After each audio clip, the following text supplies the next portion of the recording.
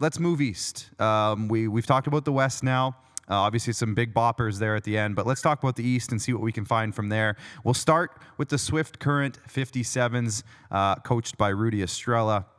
Guys, what can you tell me about this year's edition of the 57s, Joe? Yeah, I mean, it starts with Rudy, right? I love chatting with Rudy. Yes. He's just such a bubbly character and such a fun-loving guy. Every player you talk to, I was talking to Adam Corte from Swift Current, and he was saying, like, I'm excited because they had a chance to see him as an assistant coach last year. Now they get that chance as a full-time head coach this year. They love the energy he brings, and that's something that they've got a new GM in place there as well. Jamie LeBlanc's taking the reins there.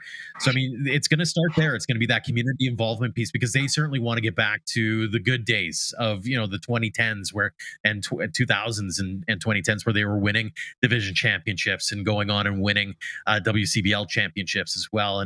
And they're going to be missing some pieces. Like, don't get me wrong, a guy like Kenny Jinks, you just don't replace him. But you've got him as your pitching coach. And, as Ian alluded to earlier, his little brother's going to play on the team.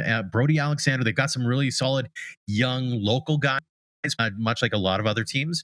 And they've got a really intriguing international class as well. Jose Ayala, as an example, was a home run hitting machine last year. So there's some pieces there that I think, as much as Swift was a non-playoff team, and that record wasn't really indicative of the quality of play that Swift Current brought to the table in 2024, and I don't think it's going to be in 2025 either. Yeah, just before Ian, I get to you, I spoke to Rudy, and I've known Rudy. I don't remember the exact years he played with the Regina Red Sox, but it was 10 years ago-ish now. And I remember him being that scrappy little relief pitcher. He's not very big in stature, but man, was he exciting to watch as a pitcher. I can only imagine how that translates into coaching and the style that he brings to his team.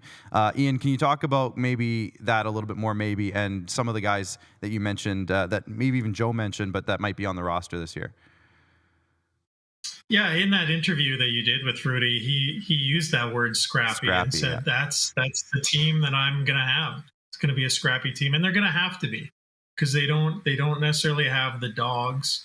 And I'm not talking about Okotoks, just they just don't have those beasts.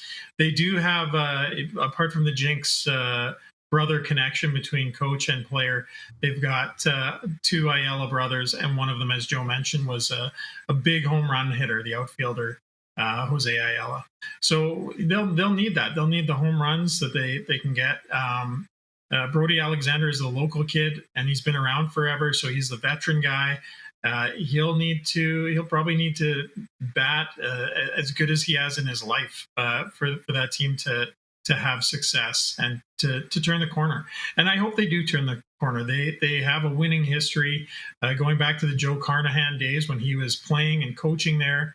They were a highly successful team. As Joe mentioned, Brad Woods has taken a step back as president of the team. Maybe they need something like that to turn the page. I know Brad Woods cared deeply for that organization, and he didn't come to that decision easily, but maybe with Jamie LeBlanc stepping in, they can have some fresh eyes. They can make it a winner off the field as well, right? Fill the stands a bit, rejuvenate the franchise, and find a way to get to the playoffs. That postseason bar is attainable, I think, for all teams in the WCBL. You got to go out there and take it. And Rudy, the one thing, getting back to Rudy real quickly, he was the head coach with the Brooks Bombers. That's the smallest market in Alberta. So he's used to being in these situations where, you don't have the resources of some of the bigger teams. And I'm curious to see if he learned anything from that time in Brooks and can kind of adapt some of the learnings there in Swift Current and at Mitchell Field. Yeah, obviously the 57s have a long history of some great successful teams in the past. So we'll see maybe if this year as they can start getting back to those ways.